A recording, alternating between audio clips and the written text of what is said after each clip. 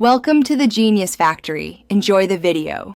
You start by opening Task Manager directly, so press Ctrl plus Shift plus ESC now.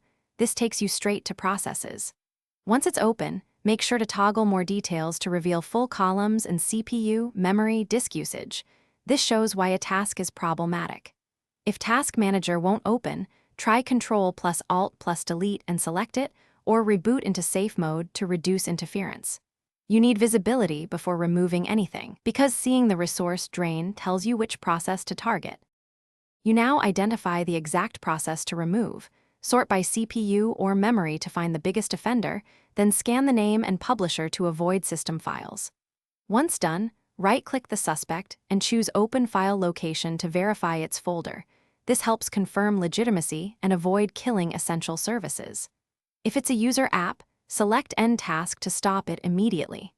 Make sure to note the PID and any child processes, because sometimes multiple entries must be terminated together. You end the task by selecting it and choosing End Task.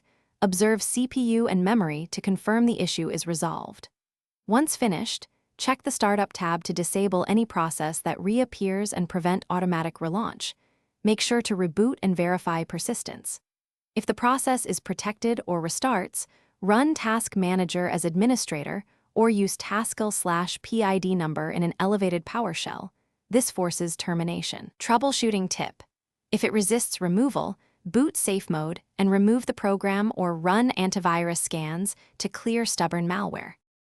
Thanks for watching. If you found this helpful, don't forget to like and subscribe.